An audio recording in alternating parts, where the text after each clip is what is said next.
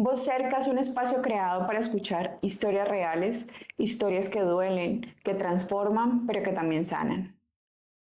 Bienvenidos al podcast Voz Cerca. El día de hoy tenemos una invitada especial, como todas nuestras invitadas, y hoy tocaremos un tema muy recurrente del que casi no se habla y del cual tiene muchas consecuencias, y es el maltrato intrafamiliar y las consecuencias que esto trae a las familias y sobre todo a los niños que están expuestos a este maltrato. Te agradezco mucho por estar aquí. Antes de hablar del tema, quisiera que habláramos un poquito de ti.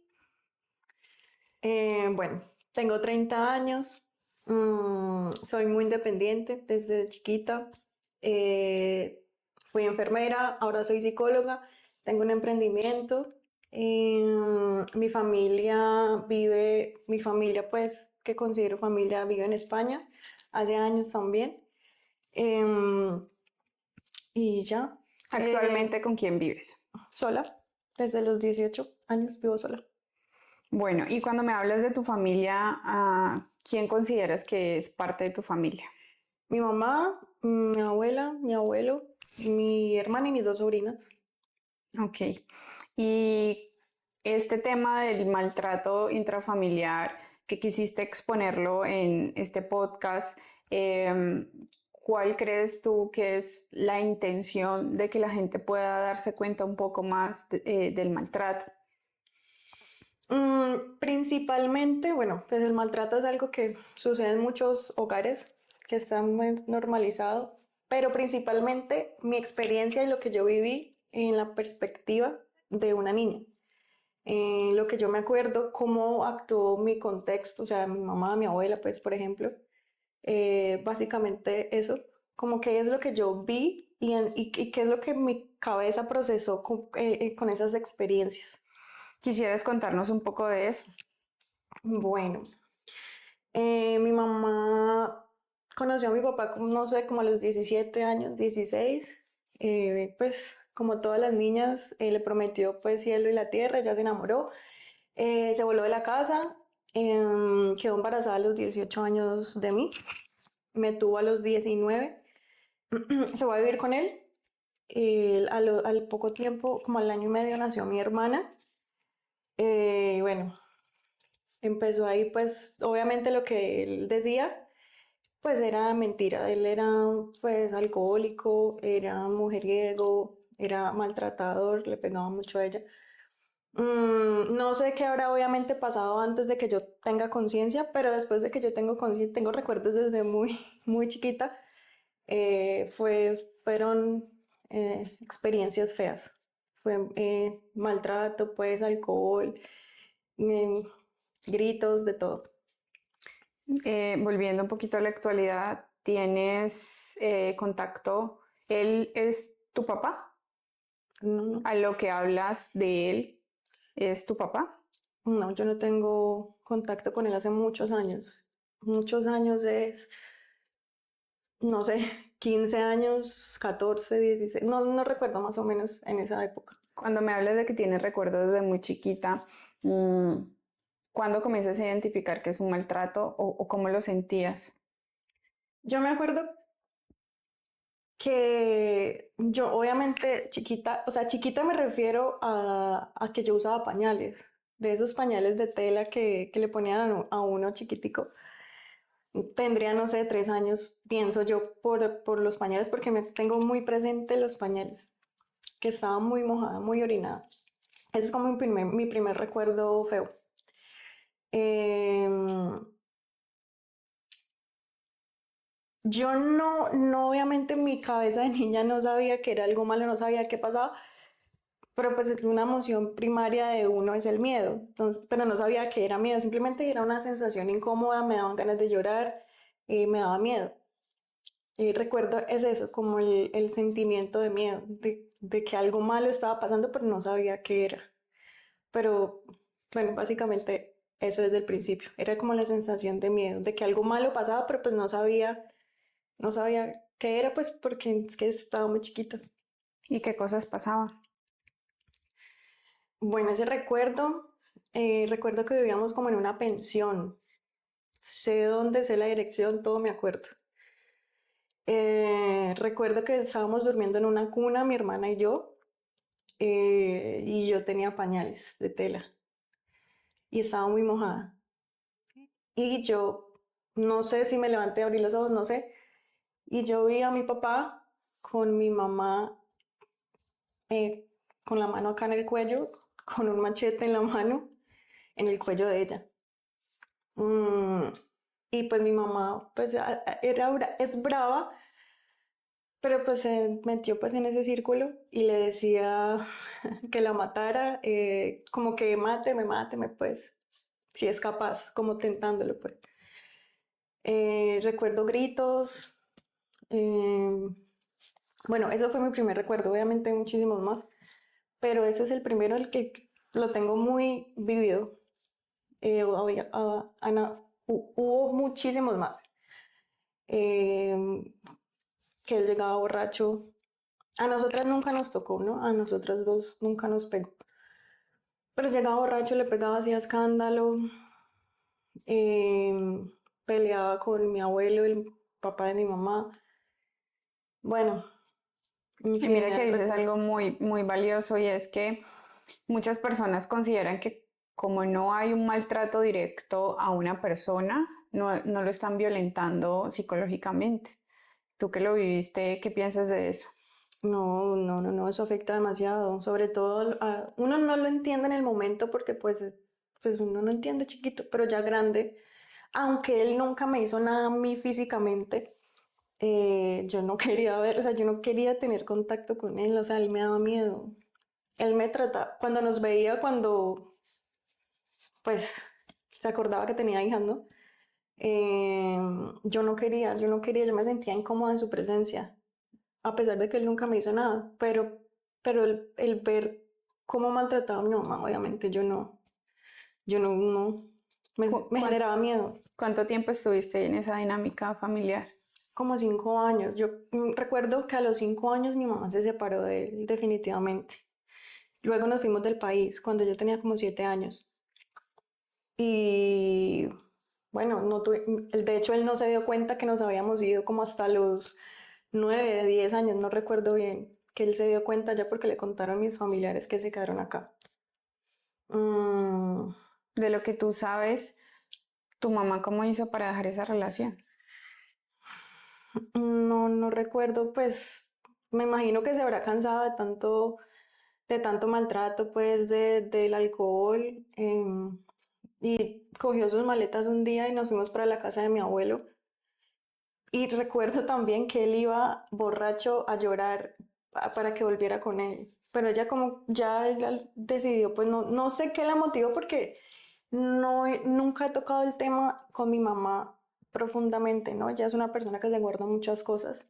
Entonces no sé bien qué la motivó o qué al fin la hizo decidir dejar esa relación, pero fue alrededor de los 5 años que ya como que ya, no más, porque eran como que volvían, o sea, terminaban y volvían y así, se la pasaban. Y ya como a los 5 años ya fue que decidió, pero no sé a ciencia cierta qué fue lo que la motivó. ¿Tú recuerdas cómo era la relación de tu papá con ustedes Mm. o especialmente contigo? Él era, cuando vivía con nosotras, eh, era bien, o sea, con nosotras era cariñoso. em, No tengo muchos recuerdos positivos, la verdad, pero yo sé, sí tengo muy claro que él nunca me pegó, ni a mi hermana, nunca nos hizo nada malo a nosotros. Pero pues obviamente no, yo no quería estar cerca de él, así fuera chiquita. No sentía como esa tranquilidad que tiene que sentir un niño con su papá o con su mamá, no. A pesar de que nunca me hizo nada, pero pues yo veía todo. ¿Su mamá les explicó qué pasaba en esa relación? No, no, mi mamá no. También su crianza no, es decir, ella aprendió a no decir nada. Simplemente yo la escuchaba llorando. Ella de pronto piensa como que uno no se da cuenta, pero los niños son muy despiertos. Nunca hay que subestimar la inteligencia o la viveza de un niño. Todos los niños se dan cuenta de todo. Yo la escuchaba llorando por las noches, eh, hablando. Así yo no dijera nada, yo escuchaba que hablaba con la gente. Pero él fue malo. Ahorita que me acuerdo, vivíamos en un barrio ya casi a irnos para España y él la perseguía con cuchillos. Y vivíamos en una casa con unas primas. Y él se paraba como en las esquinas con unos cuchillotes, pues, y un día llegó una prima gritando, ábrame la puerta que está, uy, ya iba a decir el nombre, que está el papá de los niños con un cuchillo, me va a matar. Claro, y mira que yo ese día jugando, yo no me acordaba de eso, ese día jugando, yo había trancado la puerta, yo jugando, y justo ese día estaba él acechando por ahí con el cuchillo. Y claro, nadie podía abrir la puerta porque yo lo había trancado. Y en el afán, nadie podía abrir la puerta porque yo lo había trancado. Y estaba ella muy nerviosa y era que él estaba como persiguiendo a mi mamá para ver en qué momento alguien abría la puerta o en qué momento mi mamá entraba a la casa. Y otro día se cortó un dedo, se hizo una cortada grandota y dibujó en la pared un corazón que decía las iniciales de ellos dos. Yo me acuerdo de ver ese corazón. A los días él fue a hacernos la visita, pues como que semanal, bueno, no sé cada cuánto nos veía, no me acuerdo. Y nos llevaba, a veces cuando le daba la gana, nos llevaba cosas. Y yo le pregunté, ¿qué le pasó ahí? Me dice, no, es que me hice un examen del azúcar y pues me tuvieron que hacer esa cortada, pero pues era una cortada gigante, o sea, gigante. Y yo, ya. O sea, yo había visto eso, pero yo no, o sea, una mente de una niña nunca va a relacionar pues esas cosas pues tan heavy, ¿no? Que hagan un corazón de sangre en la pared. Y él me dijo eso. Y después cuando yo ya tenía conciencia, me acordaba de ese evento y yo, mi papá estaba loco. O sea, no, yo no veo otra forma de explicar eso. ¿Tú qué piensas de las mujeres que están en ese tipo de relaciones donde no identifican, no porque no lo sientan, sino porque consideran que es normal, cuando algo se repite y se repite, se considera normal y están en esta dinámica y luego creen que van a cambiar? O sea, ¿tú qué piensas de eso? O sea, como que no, él va a cambiar, él es así porque me ama, o él me golpea porque quiere lo mejor, o me golpea porque yo hice algo malo, porque aparte del maltrato, en el maltrato hay una laceración a la autoestima, entonces uno comienza a sentirse responsable y culpable y creyendo que uno está haciendo cosas mal. Yo pienso que bueno, ahí influye todo, ¿no? La forma, su contexto, el contexto en el que creció, sus creencias de su autoconcepto, pues lo que piensa la persona de sí misma. En- Entran en un círculo de manipulación tan grande que en realidad su cerebro piensa que es cierto, como que sí, es que yo la cagué, hice mal el almuerzo, me merezco la cachetada. O sea, yo creo que hacen un trabajo psicológico tan grande con una mujer que obviamente es influenciado por su contexto sociocultural, por su crianza, por sus creencias, que en realidad se lo creen y lo normalizan y piensan que así funciona un hogar y que así es. Y como las anteriormente, pues era normal pues en las familias que el abuelo o el papá maltratara. Entonces se quedan ahí como pensando que no hay otra cosa o que no se merecen algo mejor porque sí, porque es que de verdad la persona le hace creer que no vale nada. No, es que nadie más te va a querer, nadie más te va a dar. Con dos hijas, ¿quién te va a querer? Y desde la perspectiva como hija, ¿tú qué sentías? Mm, No sé. A veces me pongo a pensar en eso, es algo muy difícil. Yo cuando pienso en ese tema, pienso en cómo un niño, yo tengo una opinión muy fuerte respecto a eso. A veces yo no entiendo cómo una mamá o un papá permite que un niño o una niña o cualquiera viva en un ambiente así. O sea, una cosa es usted solita, pero que un niño presencie todo eso, o pues afortunadamente ella salió, se demoró 5 años o 6, no sé, pero pues salió, digamos, no me dejó vivir tanto. Bueno, más o menos. Pero, pero no sé, yo siento que uno, a pesar de que uno esté envuelto en esa manipulación, en ese círculo vicioso, yo creo que uno tiene la capacidad de razonar cuando algo está bien o está mal. O sea, bueno, yo tengo ya 2 hijas, yo quiero que mis hijas crezcan en este ambiente. Yo, o sea, ellas se merecen esto tan feo que está pasando. O sea, no, pienso que no, cuando uno tiene un hijo, uno tiene una responsabilidad muchísimo más grande que la económica. Es usted que usted está trayendo una personita al mundo que su salud emocional depende prácticamente de lo que usted le enseñe. O sea, yo considero que a los niños hay que envolverlos en una burbujita y que no se enteren de toda la podredumbre de los adultos. Para que crezcan sanos, sin tantos recuerdos feos como yo los tuve, y obviamente no estoy culpando a mi mamá, ¿no? Porque pues esas fueron sus herramientas y su situación. Pero yo considero que tenemos que tener más conciencia de eso. O sea, es que la salud mental de una personita está a cargo suyo, que uno tiene que tener más conciencia de eso. No es que el niño no se da cuenta, se da cuenta de todo, todo lo escuchan, todo lo ven, todo lo sienten. ¿Cuáles son las consecuencias que tú consideras que has vivido debido a ese contexto familiar que tuviste? Yo pienso que yo me volví muy dura de carácter. A veces hay dos formas de tomar las experiencias para mí, positiva y negativa. Hay personas que se quedan repitiendo patrones. Yo lo tomé como al contrario. Yo no puedo, o sea, como que creé una barrera con cualquier cosa que se medio asemeje a lo que fue la experiencia de mi papá y mi mamá. Entonces yo le huyo. Yo cuando veo algo, yo ya no quiero hablar más con esa persona, no quiero conocerlo más, no me interesa porque no quiero eso en mi vida. Tengo amigos, tengo conocidos, mucha gente que me dice, si usted es muy jodida, usted es muy selectiva, usted muy exigente, me han dicho. Yo no, ¿por qué? O sea, yo no quiero vivir lo que vivió mi mamá o lo que viven muchas mujeres.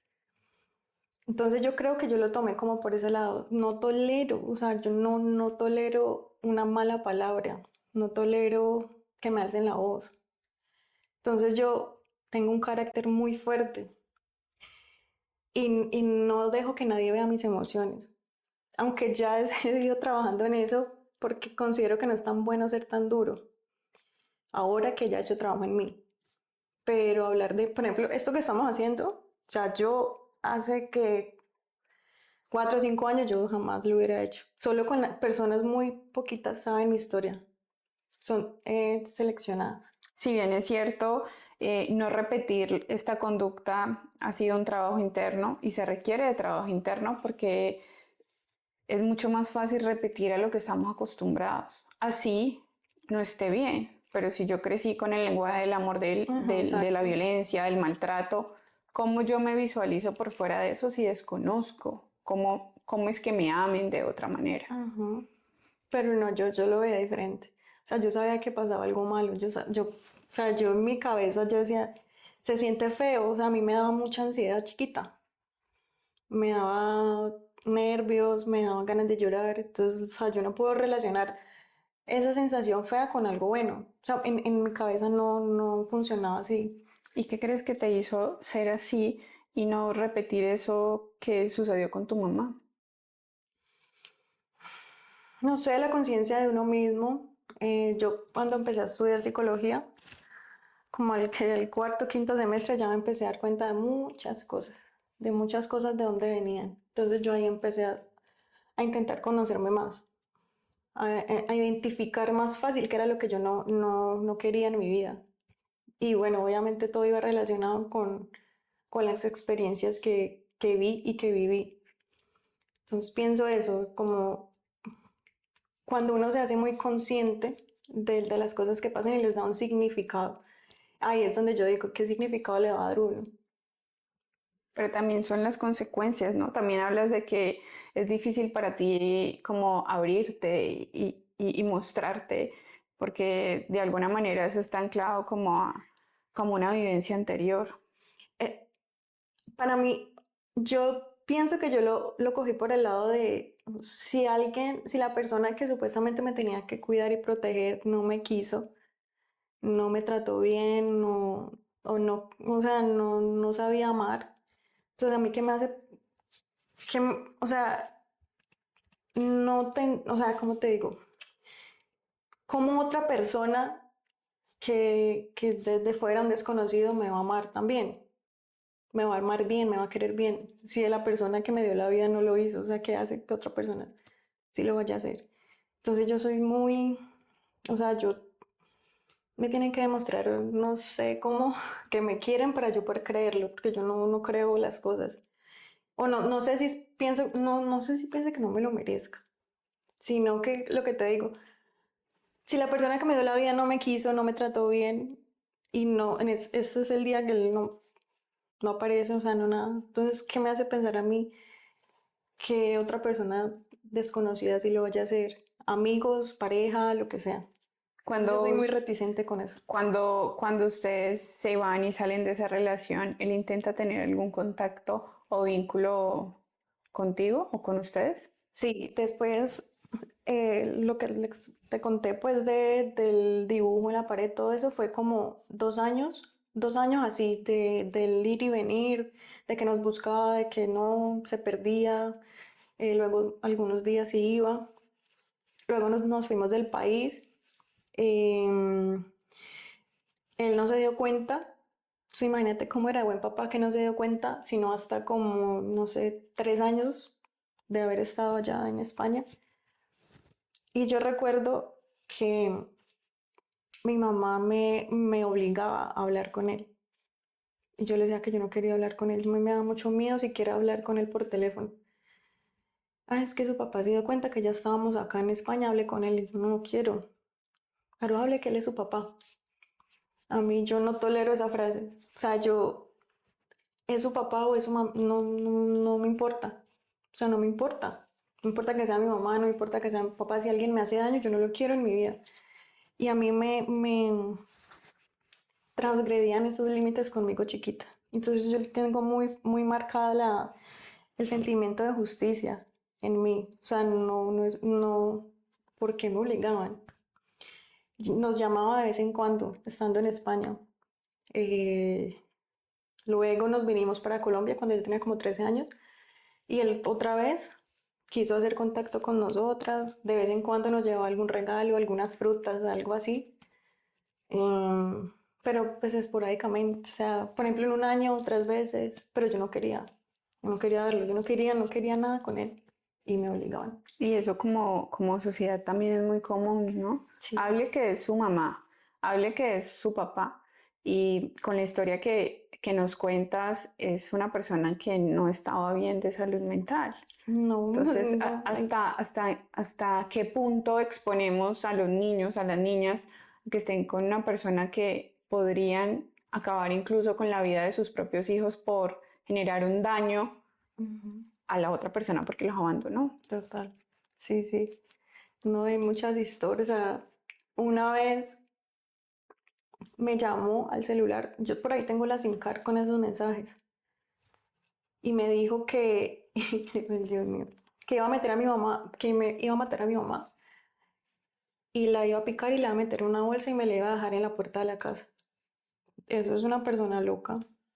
¿Cómo le dices usted a una hija? De que lo hiciera, pues no sé. Yo sí creo que lo hiciera. Mi mamá dice que no, que eso eran puras bobadas Y justamente por eso pasan muchas cosas, porque la Claro, gente porque no subestiman. cree y la gente dice, no, pues ¿qué va a ser capaz si estuvo tantos años conmigo, ¿qué va a ser capaz de matarme? ¿O qué va a ser capaz? Y cada vez vemos el aumento de casos donde es la persona dentro de su casa que termina dañando a alguien que, como lo has dicho, no tiene la responsabilidad de vivir eso. Si tú eliges hoy que estás grande y pese a todo tu pasado, eliges ahora estar con alguien que te maltrata, es tu elección.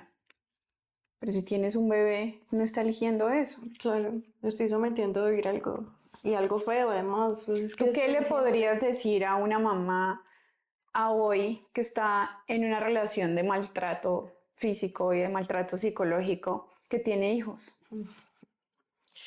Dios mío, pues yo tengo dos sobrinitas, y siempre, cada vez que tengo la oportunidad de hablar con una mamá o con mi hermana, yo digo siempre que piensen en la salud mental de los niños. Como te decía, pues los niños se dan cuenta de todo, absolutamente todo, y se ponen mal. Así no lo expresen como yo, que yo no lo expresaba o me ponía a llorar, pero pues que tengan conciencia de eso. Que usted le puede estar dañando la salud mental a su hijo sin darse cuenta. O sea, ahorita no es como que es que yo estoy enamorada o no, no los puedo dejar por el dinero, lo que sea. Sí se puede, mi mamá pudo con dos niñas con 20 y pico de años salió adelante, sí se puede. Pero a veces tienen tantas creencias limitantes que obligan a unos niños a estar en un círculo feo de maltrato, de alcohol, de todo, por miedo, por conformismo. Eso me parece un pensamiento egoísta. Piense que usted tiene dos seres o un ser humano a su cargo. Piense más allá de eso, salga de la zona de confort, arriésguese, no sea miedosa. Que no, es que es tantas situaciones, pero para mí es egoísmo. Piense más en lo que va a vivir la otra persona que está a su cargo antes que en usted. Cuando uno tiene hijos ya le toca pensar, dejar de pensar tanto en uno. Es preferible que un niño crezca con dos hogares sanos que crezca en un hogar de caos total. Y justamente las personas creen que terminar una relación afectiva es un fracaso y es una ganancia. Si bien es cierto, viviste muchas situaciones que tienen sus consecuencias emocionales, también tu mamá decir basta, ya no más, hace que cree otra versión de ti, ¿sí? Y que te haya permitido ver las cosas desde otra perspectiva. Claro. ¿Tú qué crees que benefició en ti ese no más de tu mamá? ¿Qué beneficio en mí? La capacidad de decisión. A mí no me da miedo como enfrentarme a la vida. Pues cuando yo tengo algún miedo, a veces me acuerdo de mi mamá. Y digo, pues mi mamá pudo a los veintitantos con dos niñas, yo que no tengo hijos, o sea, imposible pues que yo sea tan débil. O sea, no me da. Entonces, eso que ella hizo, trabajar tan duro con dos niñas, todo eso me hace pensar a mí como que, bueno, pues si ella pudo, yo, ¿por qué no? Que yo tengo más herramientas, más tiempo, más, no sé. Entonces, yo pienso que el que ella decidiera salir de eso y que decidiera emigrar con dos niñas sola, eh, sí, eso me jugó a mi favor para crear el pensamiento y la personalidad que tengo ahora. Que a mí me gusta ser dura, porque no me conformo con nada y no voy a permitir que esa historia se repita en mi vida. Eso lo tengo súper clarísimo. Entonces yo cogí la historia que viví con mi papá y mi mamá, lo que yo vi, como algo que yo no quiero, o sea, como un ejemplo de lo que yo no quiero vivir y no voy a aceptar. Ahí no me importa si me demoro en conseguir novio o no tengo novio nunca, pero no voy a permitir eso. Y que eso también pasa en el ámbito laboral, en todos los contextos. Sí, claro, las figuras de autoridad. Sí, sí, antes sí tenía un problema con eso. Lo que yo te dije, yo trabajé mucho en eso, porque a mí las figuras de autoridad me hacían sentir chiquita, pero también por mi mamá, porque es una persona muy autoritaria, muy autoritaria. O sea, ella dejó de ser autoritaria con nosotras ya grandes, porque ella tuvo que entenderlo.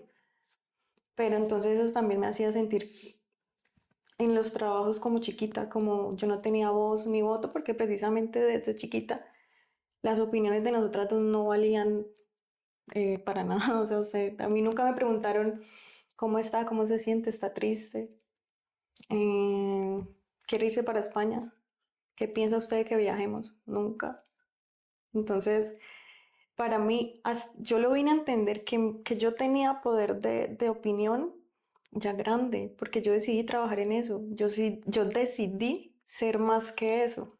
No me quise quedar ahí en cosas que porque la gente a veces se queda como es que pues yo crecí así, me educaron así, no tuve más herramientas. Sí, hay muchas herramientas, sí hay. O sea, la información está tan a la mano que para mí no hay una explicación para que la gente se quede ahí. Se tiene que decidir salir de ahí, es entender y hacerse consciente de que tiene algún problema, de que no ha sanado algo, de que sus historias pasadas le afectaron y bueno, ¿y qué voy a hacer con eso? ¿Qué voy a aprender de eso? Y justamente eso ha hecho que tengas muchos cambios y que puedas conseguir cosas que a lo mejor en otro momento, si tu mamá no hubiese dicho basta, no estarías viviendo, ¿sí? Sí, tal vez hubiera sido diferente. Y en la actualidad sé que tienes un negocio y eso Ah, habla mucho también de la capacidad de resignificarte como persona y no depender de nadie. sí, sí, eso es muy importante. Para mí es muy importante la independencia, precisamente para yo tener el poder de decir, de aquí me voy porque no me está dando lo que yo quiero, porque no es lo que yo quiero, entonces, y no tener esa excusa de que no, es que no tengo con qué irme, entonces me toca aguantarme. Yo sí, mi frase de siempre es, a mí no me toca nada.